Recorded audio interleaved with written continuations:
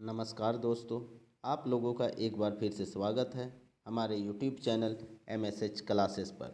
दोस्तों, आज हम लोग नागपुरी लैंग्वेज में नागपुरी गीत देखेंगे दोस्तों। ठीक है, नागपुरी में जो लोकगीत पढ़ना है तो उस लोकगीत की आज हम लोग तीसरा लेक्चर करने जा रहे हैं। और तीसरा लेक्चर में दोस्तों आज हम लोग उदासी और पावस गीत करेंगे। तो दोस्तों यह काफ़ी ही इम्पोर्टेंट है, क्योंकि लोकगीत और लोक साहित्य ये सब दोनों से मिला के अगर मिला दिया जाए तो करीब 30 से 35 प्रश्न इन्हीं दोनों से रहने वाले हैं। तो आप लोगों के लिए यह काफ़ी इम्पोर्टेंट हो जाता है, क्योंकि यह जो टॉपिक है यह बहुत जगह इसका मटेरियल बहुत लोगों के पास उपलब्ध नहीं है। तो और यह जो टॉपिक है यह काफ़ी स्कोरिंग टॉपिक है, इसी से आप अपना स्कोर बढ़ा सकते हैं, क्योंकि कहानी और कविता तो लगभग लोग सही करेंगे और जो भी है यहाँ साहित्य वाला पार्ट भी और ग्रामर वाला पार्ट लोग सही करेंगे। जो भी फंसेंगे तो लोकगीत में ही फंसेंगे। तो आप लोग लोकगीत को अच्छे से समझने के लिए, अच्छे से पढ़ने के लिए MSH क्लासेस के साथ जुड़ जाइए, क्योंकि MSH क्लासेस आप लोगों को लोकगीत का सबसे बेहतरीन क्लास उपलब्ध करा रहा है। तो आप लोग जल्द से जल्द, जो भी लोग अभी तक चैनल को सब्सक्राइब नहीं किए हैं दोस्तों, तो चैनल को जल्द से जल्द सब्सक्राइब कर ले, नहीं तो आपको पछताना पड़ेगा बाद में। क्योंकि यहाँ जो चीज़ आपको मिलेगा वह पूरे YouTube में आप लोगों को कहीं भी मिलने वाला नहीं है। इसके बाद दोस्तों जैसे ही हम लोग लोकगीत का क्लास पूरा करेंगे, उसके बाद मैं इससे संबंधित प्रश्न उत्तर भी आप लोगों को करवाऊंगा, जिससे कि लोकगीत से एक भी प्रश्न आप लोगों का ना छूटे। तो बिना देर किए दोस्तों चलिए हम लोग सीधा आज 2 गीत शुरू करते हैं। ठीक है, कौन कौन सा है? तो उदासी है और पावस है। हम लोग को टोटल 9 से 10 गीत पढ़ना है दोस्तों। उसमें से हम लोग देख चुके हैं डमकच देख चुके हैं और हम लोग ये अंगनई देख चुके हैं। जो भी लोग अगर नहीं अभी चैनल को ज्वाइन किए हैं तो वे लोग जाके डिस्क्रिप्शन में लिंक दिया हुआ है, वहाँ से जाके आप लोग डमकच और अंगनई का लेक्चर देख सकते हैं। और दोस्तों आप लोगों को प्लेलिस्ट में दिया हुआ है, कविता का पार्ट भी अगर देखना है तो कविता का पार्ट भी जाके आप लोग देख सकते हैं, क्योंकि हमारे चैनल पे सबसे बेहतरीन आपको कविता का पार्ट कराया गया है। जो आप लोग खुद YouTube में सर्च करके देख लीजिएगा तो आप लोगों को समझ में आ जाएगा। तो चलिए हम लोग शुरू करते हैं।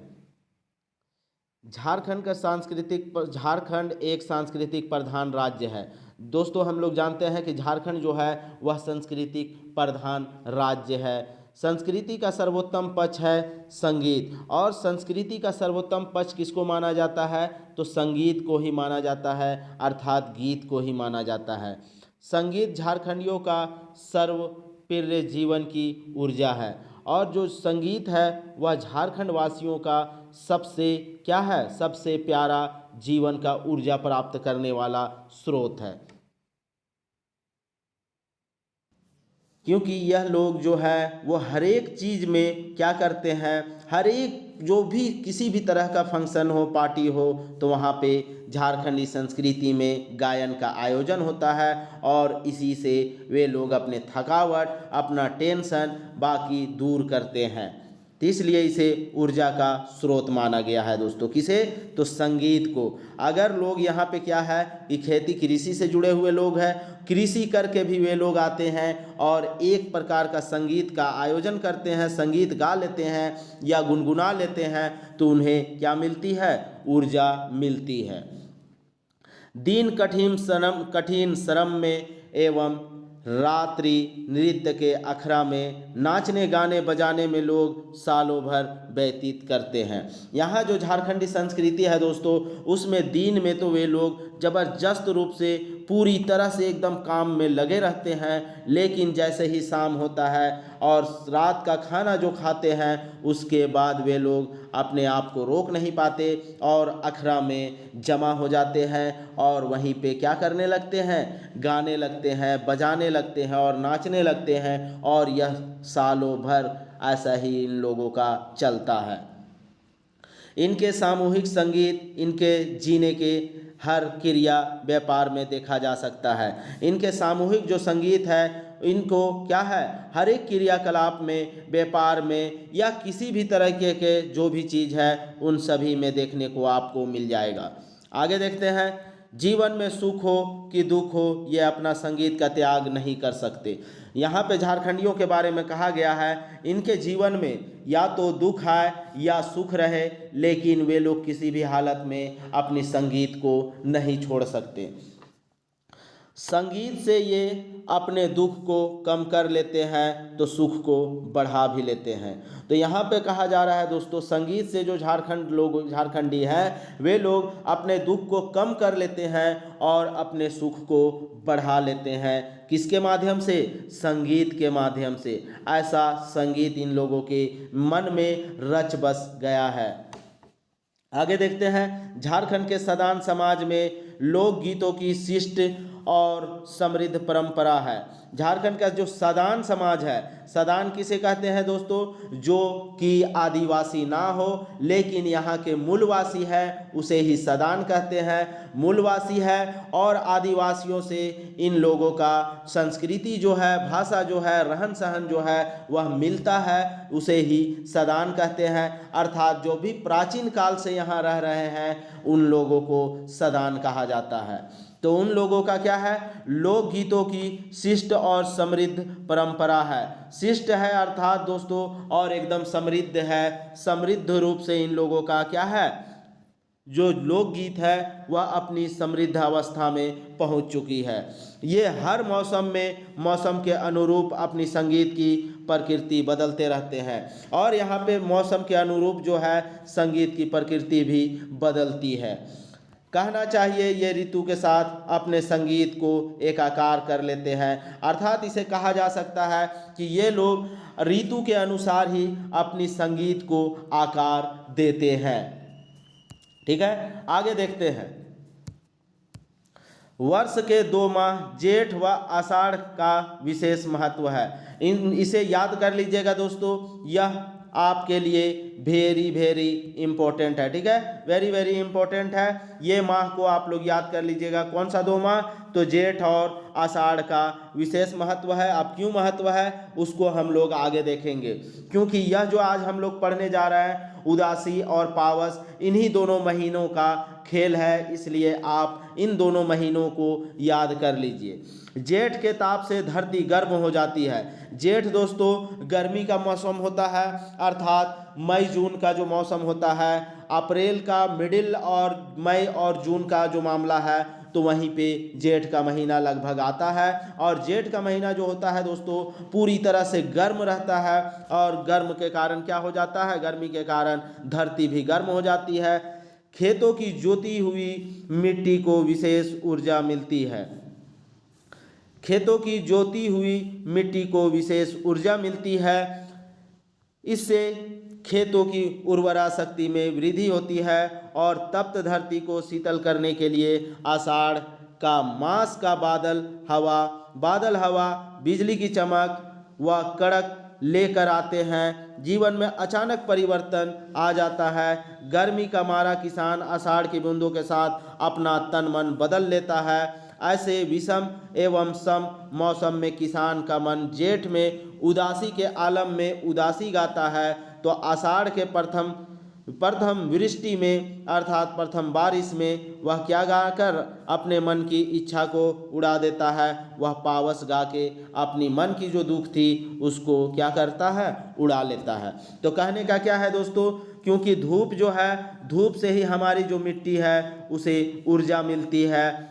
क्योंकि अगर मिट्टी बार बार हमेशा गीला रहे तो वह मिट्टी में क्या होता है? उर्वरा शक्ति घट जाता है। लेकिन उसमें धूप अगर पड़ते रहे तो वह मिट्टी क्या होगा? उसकी उर्वरा शक्ति बढ़ती है। इससे खेतों में उर्वरा शक्ति में वृद्धि होती है और तप्त धरती की शीतल करने के लिए, और जो अभी तप्त धरती हो चुका है, गर्म जो हो चुका है, उसको आषाढ़ माह में जब बादल वाली हवा चलती है और बिजली की चमक व कड़क के साथ जो आती है और फिर यहाँ अचानक क्या आता है? मौसम में परिवर्तन होता है और बारिश शुरू हो जाती है। और जैसे ही बारिश की बूंद शुरू होती है तो यहाँ का जो अपना तन मन बदल लेता है। कौन बदल लेता है? क्योंकि यहाँ पे जो अभी गर्मी का हालत था, जिस तरह गर्मी से लोग कराह रहे थे, तो अब जैसे ही बारिश होता है तो लोग झूम उठते हैं। और इसी झूम में क्या करते हैं लोग, अभी अपना जो गायन है, अपना जो संगीत है, उसे भी इसी मौसम के अनुरूप बदल देते हैं। कहने का अर्थ है दोस्तों, यह लोग जो है गर्मी में कौन सा गीत गाते हैं? तो जो गर्मी है अर्थात जेठ महीना, इसे आप लोग एकदम रट जाइएगा। जेठ महीना में उदासी का गीत गाया जाता है, क्योंकि गर्मी में लोग पूरे तरह से थक चुके होते हैं। पूरा अपना दुख का क्या करते हैं, दुख को प्रकट करते हैं। किस गीत के माध्यम से? तो उदासी के माध्यम से। उदासी जेठ में गाया जाने वाला एक प्रकार का गीत संगीत है, ठीक है, और यह गर्मी में गाया जाता है। लेकिन जैसे ही आषाढ़ में बादल की क्या होती है, वर्षा की प्रथम बूंद यहाँ पे पड़ती है, वैसे ही लोग क्या करते हैं, अब उदासी गीत छोड़ के कौन सा गीत गाने लगते हैं? तो पावस का गीत गाने लगते हैं। और पावस जो है वह बरसात का एक गीत है, जो खुशी का गीत है, जो उदासी में जो दुख था उसे वह हर लेता है, अर्थात उड़ा देता है उस दुख को। इसीलिए पावस जो है वह खुशी का गीत माना जाता है। चलिए आगे देखते हैं। उदासी व पावस नागपुरी संगीत में अपने स्वर, लय, ताल, राग में विशिष्ट है और मौसम के अनुकूल है। इसके राग में ये दोनों ही पुरुष प्रधान गीत है। तो दोस्तों इन लोगों का जो उदासी और पावस है, इन दोनों का जो गीत है उसका अपना स्वर है, लय है, ताल है और यह मौसम के अनुकूल है। देखें हम लोग, जैसे उदासी था, जेठ महीना तक उदासी था हम लोग का और वहाँ उदासी गाया जा रहा है, लेकिन जैसे ही बारिश होती है वह उदासी का रूप पावस में बदल जाता है। ठीक है दोस्तों, तो इसीलिए इसे मौसम के अनुकूल है और इसका राग भी उसी के अनुकूल बदल जाता है। कैसे बदल जाता है? क्योंकि लोग दुख में किसी और तरीके से गाते हैं और सुख में किसी और तरीके से। और यह दोनों जो है, उदासी और पावस, ये दोनों जो है वह पुरुष प्रधान गीत है दोस्तों। ठीक है, इसे भी आप लोग याद रखिएगा, यह पुरुष प्रधान गीत है।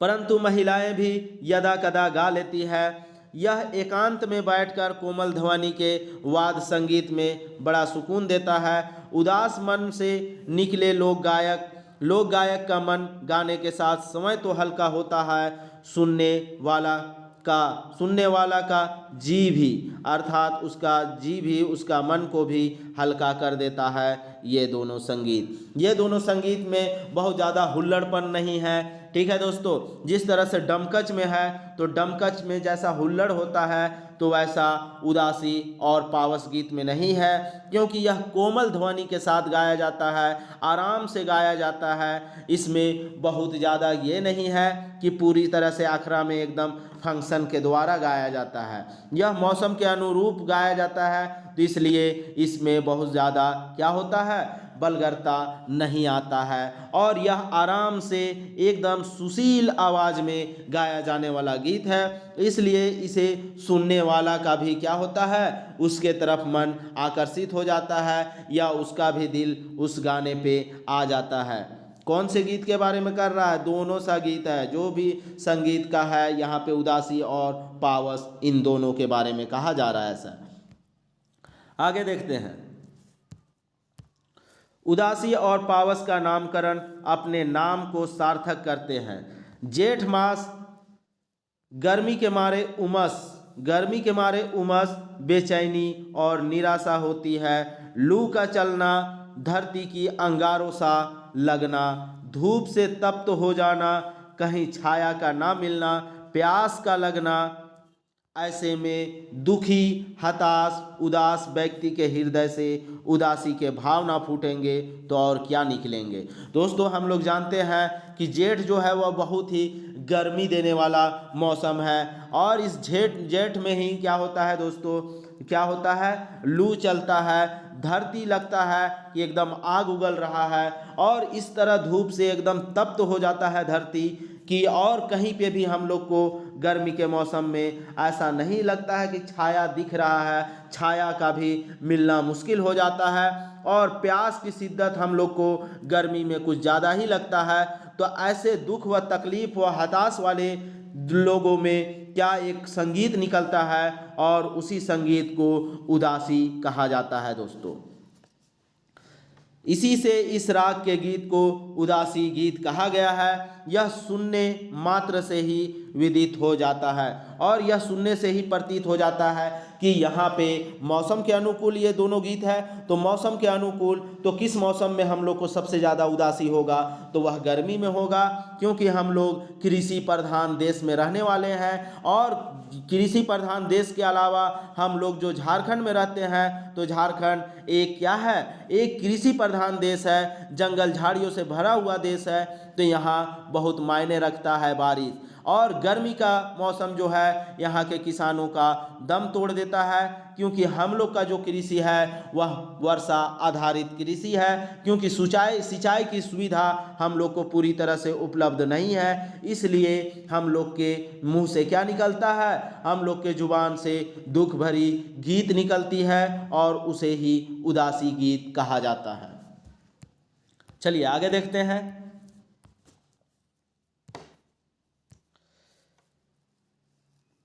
अपनी उदासी दूर करने व व्यक्त करने के लिए गा रहा है, और वह अपनी उदासी जो है उसको दूर करने के लिए या व्यक्त करने के लिए लोग क्या कर रहे हैं, उदासी गा रहे हैं। इसी प्रकार आप पावस का देखते हैं दोस्तों। पावस वर्षा का पर्याय है। किसका पर्याय है, वर्षा का। इन दोनों को एकदम याद कर लेना है, इम्पोर्टेंट।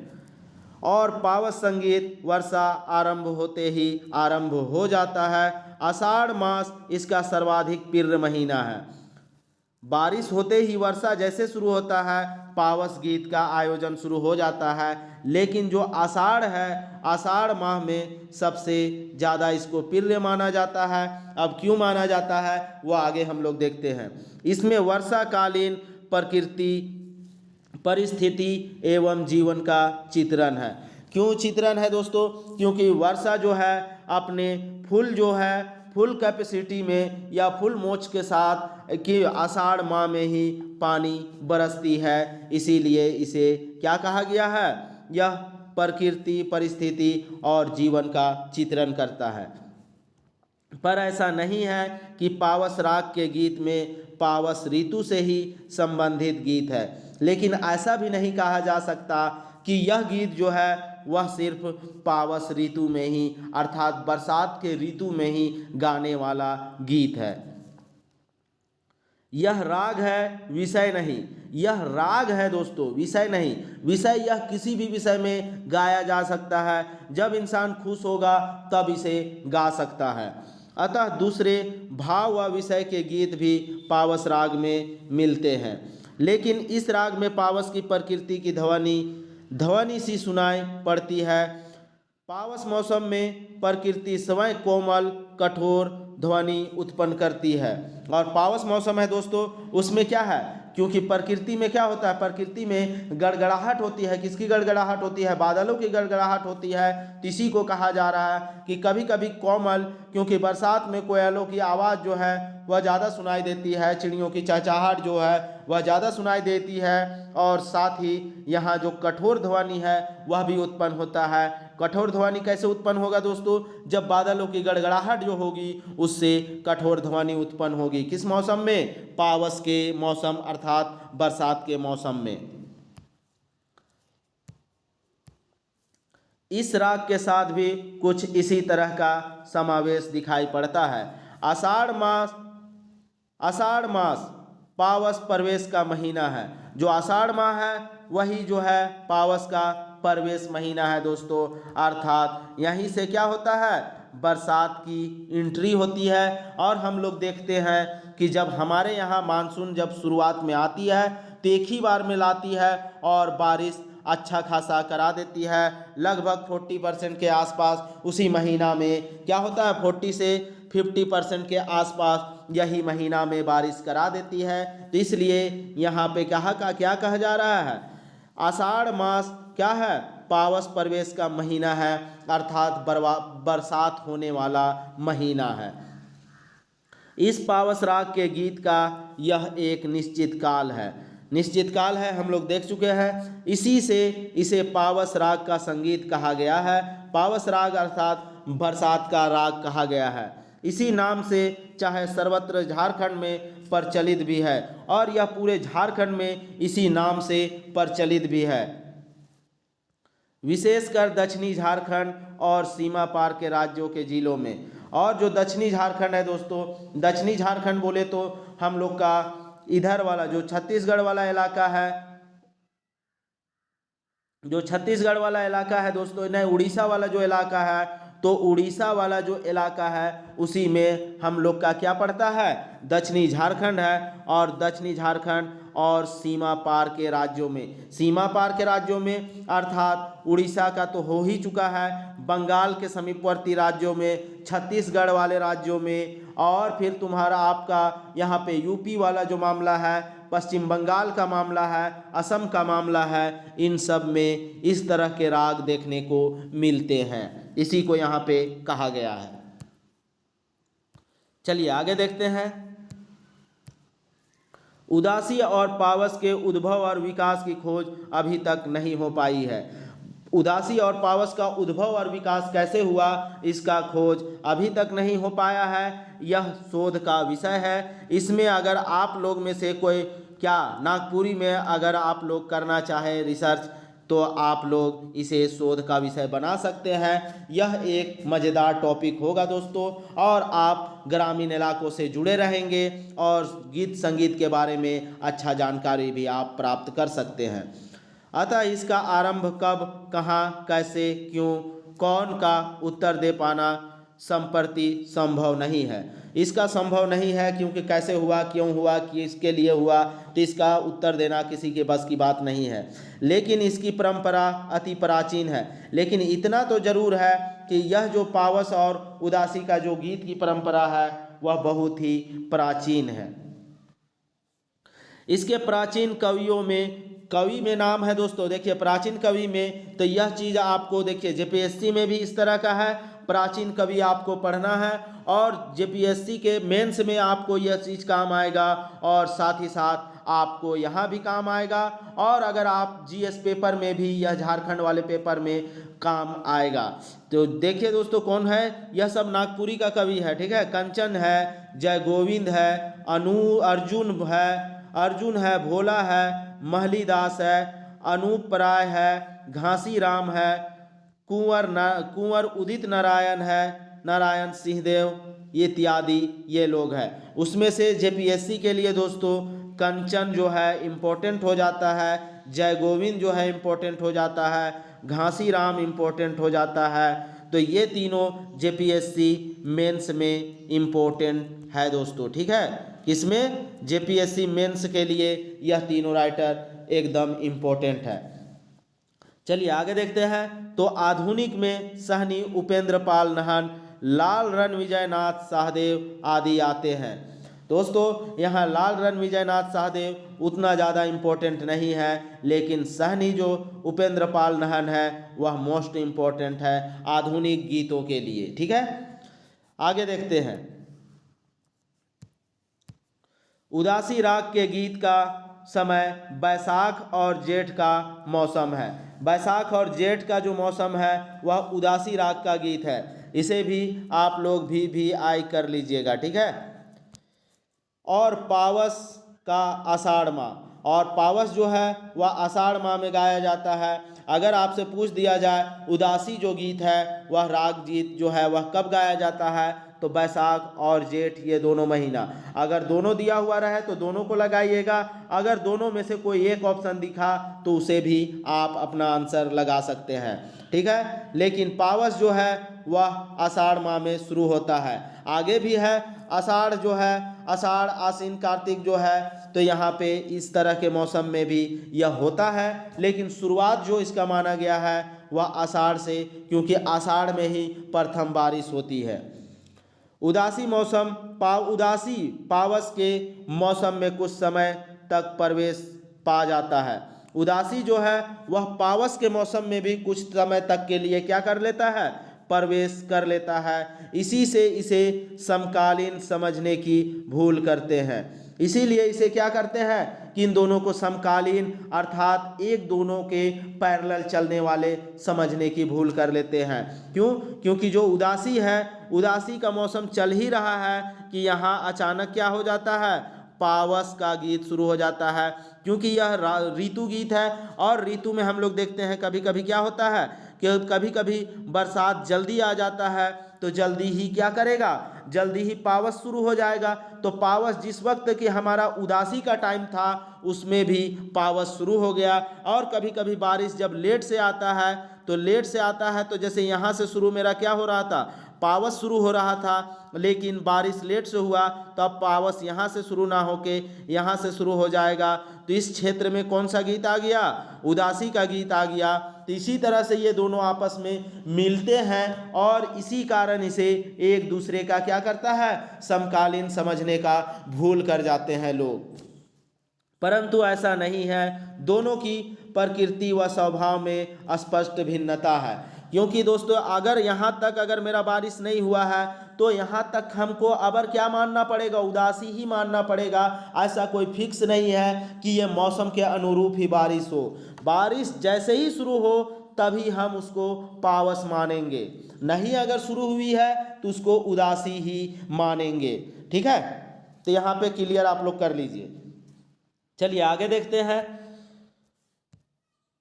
उदासी प्रायः ग्रीष्म में किसी पेड़ की छाया तले या कुंबा छपरी खेतों की रखवाली के लिए बनी झोपड़ी अथवा नदी तालाब बांध के किनारे छाया या शीतलता की तलाश में गाते हैं। उदासी कब गाया जाता है दोस्तों, तो यहाँ पे देख लीजिए, किसी भी पेड़ की छाया के नीचे, छाया की या इन लोगों की तलाश के वजह से गाया जाता है। क्योंकि मन उदास है, छाया की तलाश करते रहता है, तो इस कंडीशन में उदासी भरा गीत हम लोग के जुबान से निकलता है, उसे ही उदासी गीत कहा जाता है। कुंबा क्या होता है दोस्तों, कुंबा पुआल का बना हुआ, पुआल और लकड़ी मिला के जो एक छोटा सा घर बनाया जाता है उसे ही कुंबा कहते हैं। छपड़ी क्या होता है दोस्तों, छपड़ी जो होता है, छपरी यहाँ पे खेतों में एक तरह का कुंबा ही बना हुआ होता है, उसको जिसकी क्यों बनाया जाता है, खेतों में रखवाली करने के लिए जो झोपड़ी बनता है उसे ही छपड़ी कहते हैं। नदी तालाब बांध के किनारे, नदी तालाब या बांध के किनारे क्यों, छाया की तलाश में या ठंडक की तलाश में जब लोग इधर से उधर भटकते रहते हैं तभी उदासी प्रकार का गीत उनके क्या करता है, कंठ से निकलता है।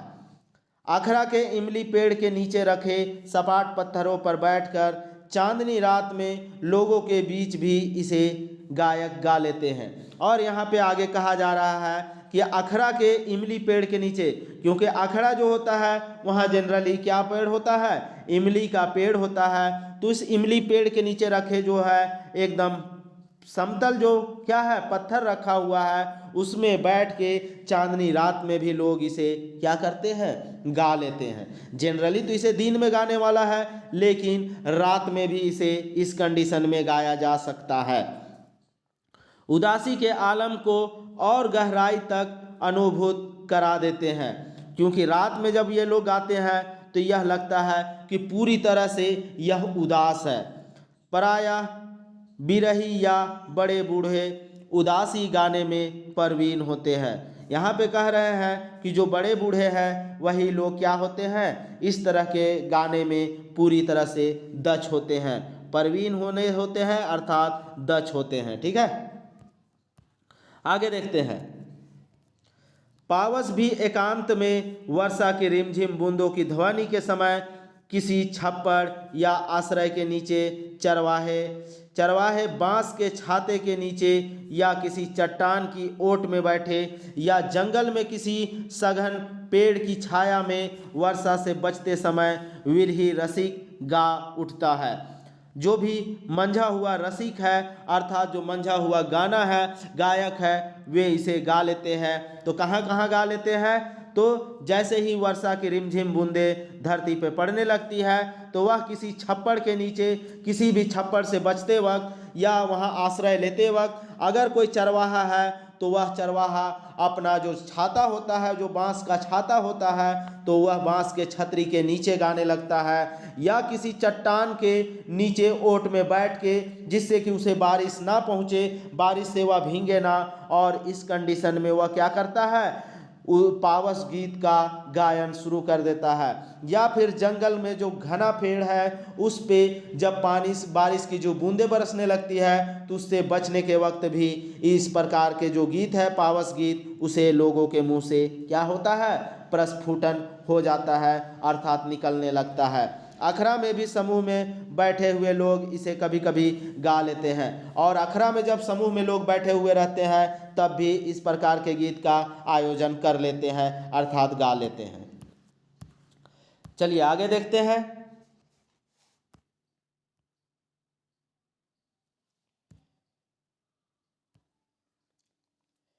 लेकिन फगुआ और पचरंगी जो है, फगुआ और पचरंगी में उदासी पावस भी गाया जाता है।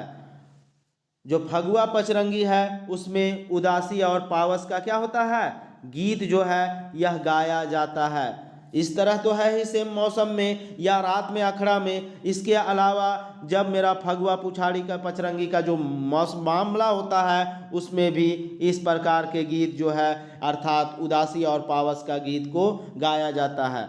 यह मिश्रित रागों का गीत है। उसी की एक कड़ी में भाव व विषय के अनुरूप किसी भी राग को सम्मिलित कर लिया जाता है। विदित हो कि पावस और उदासी मर्दानी झूमर का एक एक राग विशेष भी है। और यहाँ पे कहा जा रहा है दोस्तों, यह मर्दानी झूमर का ही एक राग है। क्यों मर्दानी झूमर का एक राग है? क्योंकि यह मर्दों के द्वारा गाया जाने वाला गीत है, मर्द प्रधान है, अर्थात पुरुष प्रधान है, इसलिए इसे मर्दानी झूमर का ही एक राग कहा गया है। ठीक है, चलिए आगे देखते हैं। उदासी व पावस राग के लिए निश्चित स्थल एवं पहर अन्य गीतों की तरह नहीं है। निश्चित स्थल, पहर ये सब नहीं है दोस्तों। क्यों नहीं है?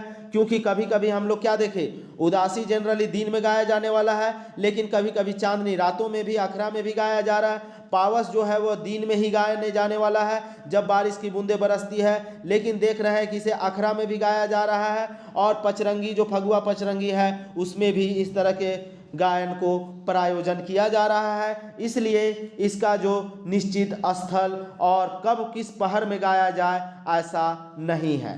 ठीक है, क्यों ऐसा नहीं है हम लोग देख चुके हैं, आप लोग भी इसे समझ लीजिए। इस राग के मौसम में एकांत या समूह में लोगों की इच्छा पर भी गायक गाता है। और यहाँ पे देखिए दोस्तों, इसे हम लोग देखे थे कि सिंगल गाया जाता है, कहीं कहीं पे यह समूह में भी गाया जाता है, लेकिन कभी अगर कोई इच्छा कर दे तो भी इसे गाया जाता है। इसे भी गाने बजाने मिलाकर एक गीत में अधिकतम 10 मिनट का समय लगता है। और यह जो उदासी और पावस का जो गीत है उसे गाने बजाने इन सभी में मिला के कितना लगता है, लगभग 10 मिनट का समय लगता है एक गीत गाने में। ठीक है, आगे देखते हैं। उदासी पावस का क्षेत्र विस्तार दक्षिणी झारखंड अर्थात दोस्तों यहाँ उड़ीसा वाला जो क्षेत्र आ रहा है, तथा उड़ीसा, देखिए उड़ीसा है, और छत्तीसगढ़ के समीपवर्ती जिलों में, तथा असम बंगाल के चाय बागान इलाकों में, और अंडमान निकोबार। इसकी चर्चा दोस्तों हर एक जगह आएगा क्योंकि यहाँ झारखंड वासियों की संख्या है और झारखंड से मिलता जुलता संस्कृति भी यहाँ पाया जाता है। भाषा का प्रचलन है, पर्व त्योहार का भी प्रचलन इसी प्रकार का है, इसलिए बार बार इन क्षेत्रों का नाम आता है। यहाँ जहाँ नागपुरी भाषी रहते हैं प्रमुखता से वैशाख, जेठ और आषाढ़ मास में गाया जाता है। ठीक है, हम लोग देख चुके हैं जेठ, वैशाख और आषाढ़ में यह जो उदासी पावस का गीत जो है वह गाया जाता है। लेकिन सांस्कृतिक कार्यक्रम की प्रस्तुति में मौसम का बंधन नहीं देखा जाता। और जब संस्कृति का कोई कार्यक्रम, हम लोग सांस्कृतिक कार्यक्रम का आयोजन करते हैं तो उसमें मौसम नहीं देखते हैं। उसमें अगर मान लीजिए सावन का महीना ना, आषाढ़ का महीना ना भी हो, अगर मेरा क्या हो अघन उघन का भी महीना हो, तो उसमें भी उदासी और पावस के गीतों का प्रायोजन किया जाता है, अर्थात गाया जाता है। उसमें मौसम का बंधन नहीं देखा जाता। ठीक है। पारंपरिक संगीत में मौसम का विशेष ध्यान लोक जीवन में पालन किया जाता है। और जो पारंपरिक संगीत जो है उसमें हम लोग क्या करते हैं, मौसम का विशेष ध्यान दिया जाता है, जबकि सामूहिक कार्यक्रम जो होता है उसमें या सांस्कृतिक कार्यक्रम होता है उसमें मौसम का ध्यान नहीं दिया जाता है। उदासी पावस गायकों की भावानुभूति के जागरण काल में इसे किसी क्षण गाया जाता है। यहाँ पे क्या कह रहा है दोस्तों, इसका भावानुभूति, वो जो अपनी भाव को अनुभूति कर रहा है अर्थात जागरण कर रहा है, तो उसमें किसी भी क्षण में इसे क्या करता है, गाया जाता है। रात्रि के तीसरी पहर में भी इसे गाया जाता है। देखिए अब हम लोग यहाँ पे क्या देख रहे हैं कि यह रात के तीसरे पहर में भी गाया जाने वाला एक प्रकार का गीत बन चुका है। संध्या काल में नदी, तालाब, बगीचे के किनारे टहलते हुए भी गाते हैं। यहाँ संध्या काल में भी इस गीत को गाया जाता है। कहाँ कहाँ, जो नदी तालाब के या बागीचे के किनारे टहलते हुए भी लोग इसे गा लेते हैं। दोपहर के सुस्ताने के क्षण में भी या लोगों के आग्रह पर आंगन व सामान्य अखड़ा में भी इसे गाया जाता है। यहाँ जब लोग आराम करने लगते हैं दोपहर में तब भी इसे गाया जाता है, या फिर अपने आंगन में या अखड़ा में जब लोग आग्रह करें, लोग आपसे गाने के लिए कहे, तब इसे गाया जाता है। संगीत कार्यक्रमों में तो समय, काल, पहर, मौसम का कोई प्रतिबंध प्रायः नहीं रहता। हम लोग देख चुके हैं दोस्तों, कोई भी फंक्शन होता है तो फंक्शन में यह जो गीत होता है, जैसे उदासी और पावस का अगर गीत भी गाना हो तो उसके लिए क्या है, मौसम का कोई भी बंधन वहाँ पे नहीं रहता है, वह किसी भी मौसम में गाया जा सकता है। आगे देखते हैं, उदासी पावस एकल संगीत है। उदासी और पावस जो है दोस्तों एकल संगीत है। हम लोग आगे देख चुके थे, शुरू में देखे थे कि यह अकेला इंसान गाता है, लेकिन कहीं कहीं पे इसे सामूहिक रूप भी दिया जाता है, लेकिन विशेष अवसरों पर ही समूह में इसे गाया जाता है। देखिए यहाँ पे आगे बात कर दिया है, विशेष अवसर पे इसे क्या होता है, समूह में गाया जाता है। यहाँ पे भी आई कर लीजिएगा दोस्तों। उदासी और पावस जो है वह जनरली क्या होता है, सिंगल गाया जाने वाला गीत है, लेकिन जब किसी प्रकार का संगीत कार्यक्रम हो या किसी विशेष अवसर हो तभी इसे समूह में गाया जाता है। संगीत कार्यक्रम में एक दो गायक गीतों के प्रथम चरण को उठाते हैं और बड़ी मात्रा में मुखड़ों की पंक्तियों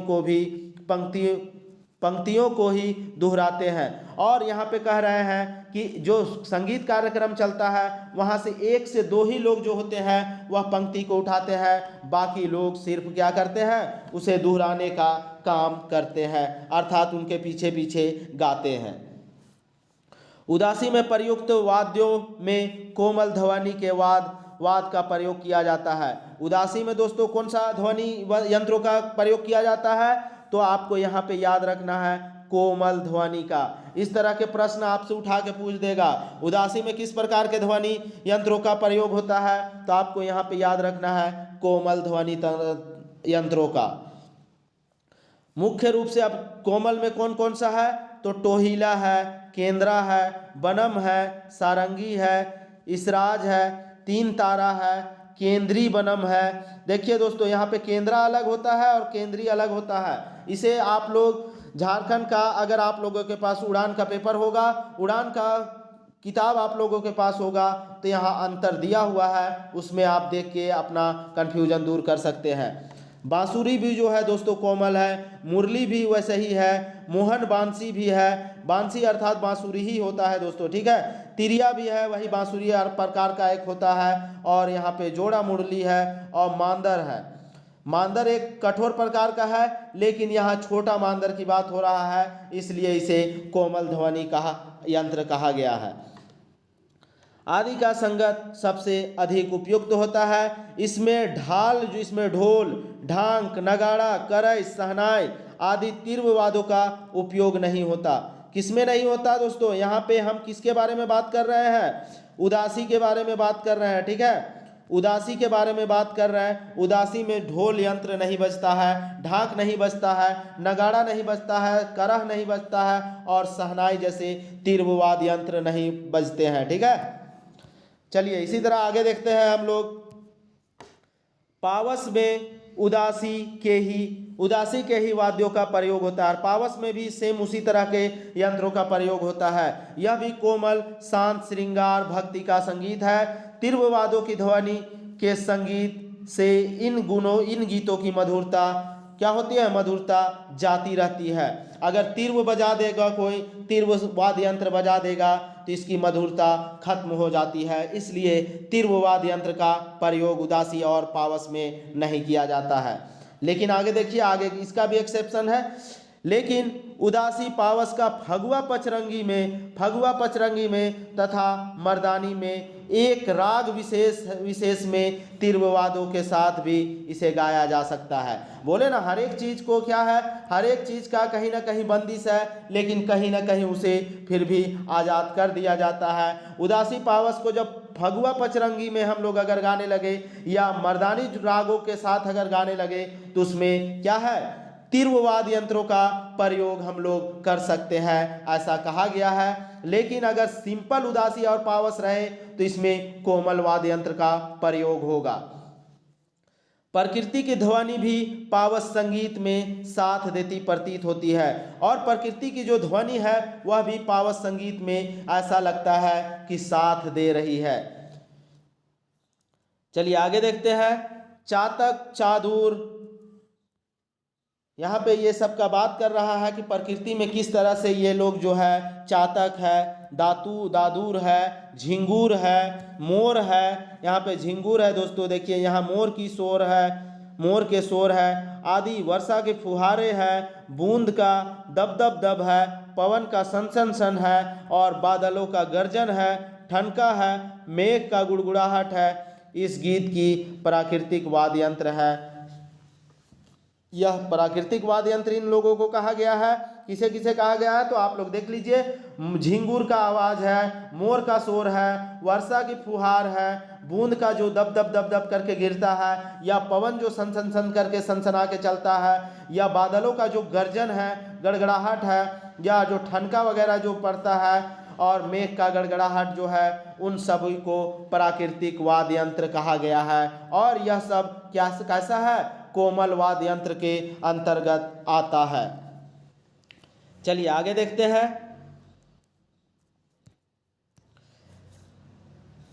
गायकों की वेशभूषा पूर्ववत ही रहती है। उदासी का आरंभ एकाकी गीत होने के कारण बिना ताल व साज के भी गाया जाता है। इसमें क्या है दोस्तों? उदासी में बिना ताल व लय के भी इंसान क्या करता है? इसे गा सकता है। इन गीतों में किसी प्रकार की चंचलता या तीव्रता नहीं होती है। उदासी में दोस्तों किसी प्रकार की चंचलता नहीं होती है, क्योंकि लोग क्या होते हैं? उदास मन में गाते हैं, तो उदास में चंचलता नहीं दिख सकता है। इसको शांत, कोमल, मधुर व मंदगति से गाया जाता है, तभी तो वह उदासी का भाव प्रकट करेगा। अगर उसे तेज चंचल गा देगा तो वह उदासी का भाव क्या करेगा? स्पष्ट रूप से दिखा नहीं पाएगा। इसलिए इसे क्या करता है? शांत से, मन से और मधुर आवाज में गाया जाता है। 6 चरणों के उदासी गीत में, कितना चरण के? 6 चरण के। भी आई कर लीजिए दोस्तों, ठीक है। 6 चरणों के उदासी गीत में 5वें चरण के अंत में गोई, सखी, भाई, हो, सवर पूरक शब्दों का प्रयोग किया जाता है। अगर 6 चरण का क्या है? उदासी का जो गीत है उसमें जो 5वां चरण है उसमें इन सभी शब्दों का क्या होगा? स्वर आपको दिखेगा, तो आपको समझ लेना है कि यह किस चीज का गीत है? उदासी का गीत है। चलिए आगे देखते हैं 5 चरण के उदासी गीतों के तीसरे चरण में। और अगर 5 चरणों का उदासी गीत है तो उसके तीसरे चरण में क्या होता है, सखी रे, हाय रे, ए भाई, हे नाथ, स्वर पूरक शब्दों का प्रयोग होता है। पांचवा में हम लोग देख चुके हैं, पांचवा में क्या होता है, गोई, सखी, भाई, हो, ये सब का। लेकिन तीसरा जो चरण है उसमें सखी रे, हाय रे, हे, ए भाई, हे नाथ, ये इन सभी शब्दों का क्या होगा, मेल आपको दिखने को मिलेगा। उदासी उच्च स्वर से आरंभ में गाया जाता है। उदासी जो है शुरुआत में क्या होता है, ऊंचे स्वर से गाना आरंभ होता है और धीरे धीरे यह क्या होता है, कम होने लगेगा। मध्य में स्वरित समान ध्वनि में, अंतिम में फिर उदार स्वर में ले जाकर लुप्त ध्वनि के माध्यम से अलंकार उत्पन्न किया जाता है। जैसे दोस्तों यहाँ पे क्या कह रहा है, इसको समझ लीजिए। यहाँ पे कह रहा है कि गीत जो होता है उदासी वाला, उसे तेज स्वर के साथ शुरू करते हैं और बीच में आते आते थोड़ा शिथिलता आता है, और बाद में जो गाते गाते, जैसे हम लोग कोई गाना को नहीं सुनते हैं कि लास्ट में गाते गाते एकदम स्लो होके उसे ख़त्म कर देता है, तो ठीक उसी तरह उदासी भी गाया जाता है। ठीक है, चलिए आगे देखते हैं। उदासी पावस के आरंभिक समय तक गाए जाने के कारण पावस का साभ्रम पैदा करता है। यहाँ पे कह रहा है उदासी जो है, उदासी पावस के आरंभिक समय में दोस्तों, क्यों? क्योंकि हम लोग क्या होता है कि ये नहीं ना पता होता है कि अचानक में बारिश हो जाएगा, और अचानक बारिश हो भी जाए तो उदासी का यह गीत चलता ही रहता है। तो इसीलिए यहाँ पे कर रहा है कि यह भ्रम पैदा कर देता है। उदासी का विषय जहाँ दुख, कातरता, व्याकुलता, विरह अर्थात दोस्तों एक दूसरे से दूर होना, अर्थात छूटना, अर्थात बिछड़ना को ही विरह कहा जाता है। ठीक है, सांस्कृतिक चिंतन, व्यथा, उसके बाद भी प्रलभ, श्रृंगार, पावस का चित्रण अधिक होते हैं। इन सभी में क्या होता है, जब कोई क्या होता है, एक दूसरे से क्या होता है, अलग हो जाता है। जैसे अगर किसी का पति मर गया है तो वह, पत्नी मर गया है तो वह पुरुष क्या गा सकता है, उदासी का राग गा सकता है। तो यही इसी को कहा जा रहा है सांस्कारिक जो है चिंतन में, व्यथा में, या विप्रलंभन में, या श्रृंगार में, या इस प्रकार के जो गीत होते हैं उदासी वाले, वे गाए जाते हैं और इसे अधिक देखा भी जा सकता है। वहाँ पावस संगीत में पावस में क्या होता है दोस्तों, शांत होता है, चित होता है, भक्ति होता है, और पावस में क्या है, भक्ति श्रृंगार है। लेकिन इसमें क्या है, विप्रलंभन है। ठीक है, मतलब इसमें भक्ति नहीं है, इसमें हम लोग क्या कर रहे हैं, आरोप लगाते हुए गा रहे हैं। लेकिन यहाँ पे भक्ति क्या कर रहे हैं, यहाँ पे हम लोग गुणगान कर रहे हैं कि आपने हमको क्या दिया, बारिश जैसा मौसम दिया, इसका गुणगान करते हुए यहाँ पे गाया जा रहा है। और यहाँ पे मौसम को क्या कर रहा है, दूस रहा है, मौसम को गाली दे रहा है। तो ऐसा उदासी में होता है, लेकिन पावस में उसी मौसम की खूबियाँ को बताते हुए उसका जयकार करके गाना, इसी के बारे में यह बताया गया है।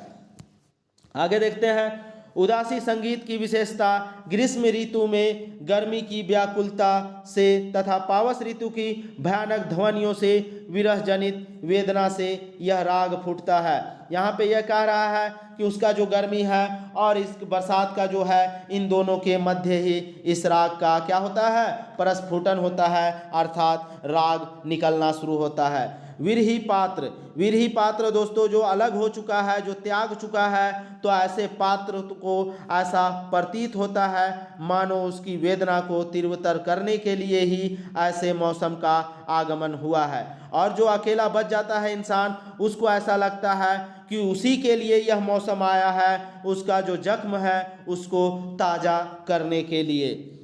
झारखंड से बाहर इस राग के गीत इस रूप में नहीं मिलते। झारखंड से बाहर इस प्रकार के राग का कोई भी गीत नहीं मिलता। लेकिन झारखंड के बाहर जा बसे लोगों के मध्य यह आज भी प्रचलित है, और ऐसा हम लोग पहले भी देख चुके हैं।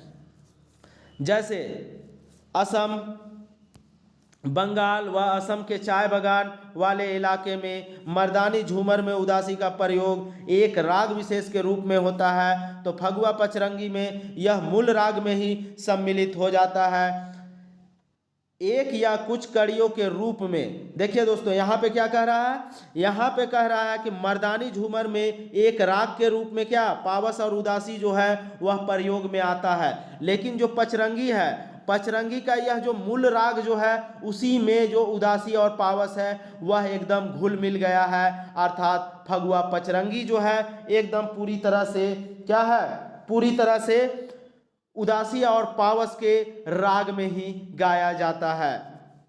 इसी के बारे में यहाँ पे कहा गया है, उदासी नागपुरी का विलक्षण गुण है। उदासी जो है वह नागपुरी का विलक्षण गुण है या एक अकेला गुण है, अकेला राग है और ऐसे प्रभावशाली है, और यह अकेले में क्या है, अकेले प्रभावशाली और अकेले प्रभाव भी स्थापित कर सकता है। यही बात पावस के साथ भी कही जा सकती है। मूलतः यह नृत्य संगीत प्रकृति के नहीं है, यह जो है, यह जो गीत जो है वह नृत्य प्रकृति का नहीं है। क्यों? क्योंकि यह सिंगल गाने वाला है, तो इसमें नृत्य वगैरह नहीं किया जाता है। परंतु मर्दानी झूमर एवं फगुआ पचरंगी में नृत्य गीतों में आ जाते हैं, वह भी तीव्रवाद वाद्य यंत्रों के साथ। और यहाँ पे कह रहा है दोस्तों, सिंगल में तो ऐसा नहीं होता है, उसमें नृत्य नहीं किया जाता है, लेकिन जब उदासी और पावस का मर्दानी झूमर और फगुआ पचरंगी में प्रयोग होता है तो उसमें नृत्य के साथ साथ तीव्रवाद यंत्रों का भी प्रयोग हो जाता है। चलिए अब हम लोग कुछ उदाहरण देखते हैं। कुछ उदासी एवं पावस के गीत उदाहरण रखने से उपयुक्त विश्लेषण की पुष्टि हो सकती है। ठीक है दोस्तों, यह है, देखिए उदासी का एक गीत देखिए, ए भाई घरे नख है। देखिए यहाँ पे आ रहा है ना, यहाँ पे ए भाई वगैरह आ रहा है, तो यहाँ से आपको क्या समझ लेना है कि यह किसका है, किस प्रकार का गीत है, उदासी का एक गीत है। ठीक है, उदासी का एक गीत है, यहाँ आपको समझ जाना है। देखिए सभी जगह आ रहा था ए भाई। इसी देखिए यहाँ पे क्या दिख रहा है, ए नाथ दिख रहा है, ए नाथ दिख रहा है। हम लोग बोले थे हे नाथ, ए नाथ, ये सब आएगा तो आपको समझ लेना है कि यह उदासी का एक गीत है। ठीक है, इसी तरह पावस का देखते हैं। पावस में देखिए जलधरे ये सब आ रहा है, ये सब आ रहा है, तो आपको समझ लेना है कि यह क्या है, पावस का गीत है। इसी तरह आगे भी देख लीजिए, यहाँ पे तेज घरनी जलाए, जर जर करे, तपीन तन पथिक गन, मन मारी झके तरु तरे घो। ये सब कहानी, ये सब को आपको सिर्फ खाली देख लेना है दोस्तों, इसमें बहुत ज़्यादा उलझना नहीं है। आप लोग सोच रहे होंगे कि इस तरह से पार कर दे रहे हैं, तो ये सिर्फ आप लोगों को दिखाने के लिए हम रखे हैं, इसका आपको कोई ज़रूरत नहीं है। आपसे यहाँ पे ना तो कभी बोलेगा उदासी का गीत आप गा के सुनाओ या उदासी का गीत लिख के दिखाओ या इनमें से कौन उदासी का, बस मैं आप लोगों को सिर्फ दिखाने के लिए यहाँ पे शो कर रहा हूँ और बाकी कोई कारण नहीं था। ठीक है, इस तरह से दोस्तों हम लोग का पावस और उदासी गीत समाप्त होता है। वीडियो में अंत तक बने रहने के लिए आप लोगों का धन्यवाद। और साथ ही साथ दोस्तों, अगर आप लोग अभी तक चैनल को सब्सक्राइब नहीं किए हैं तो चैनल को सब्सक्राइब कर ले, क्योंकि मैं लोकगीत से संबंधित बहुत सारे प्रश्न आप लोगों के सामने लेके आऊँगा, जिससे कि एग्जाम में आप लोगों का उसी प्रश्नों में से कोई प्रश्न उठा के पूछा रहेगा। बस आप लोग धीरज रखिए और MSH क्लासेस पे विश्वास रखिए। दोस्तों यहाँ पे हम लोग क्या क्या कर चुके हैं, हम लोग पूरा बनकेवरा कहानी पढ़ चुके हैं, लेख हम लोग का चल रहा है, कविता पूरा पढ़ चुके हैं। तो जो भी नए व्यूअर हैं, आप लोग क्या कीजिएगा, प्ले लिस्ट में जाके या डिस्क्रिप्शन में लिंक दिया हुआ है दोस्तों, वहाँ से जाके आप कविता देख सकते हैं, कहानी देख सकते हैं, लोकगीत अभी चल रहा है, लेख और निबंध का भी क्लास आप देख सकते हैं। ठीक है दोस्तों, अगर कविता का हिंदी PDF चाहिए आप लोगों को तो आप लोग जो व्हाट्सएप नंबर दिया हुआ है उस पर कांटेक्ट कर सकते हैं। तो आप लोग जब कांटेक्ट कीजिएगा तो आप लोगों को कैसे प्रोवाइड किया जाएगा उसके बारे में बताया जाएगा। तो दोस्तों वीडियो में अंत तक बने रहने के लिए आप लोगों का धन्यवाद। जय झारखंड, जोहार।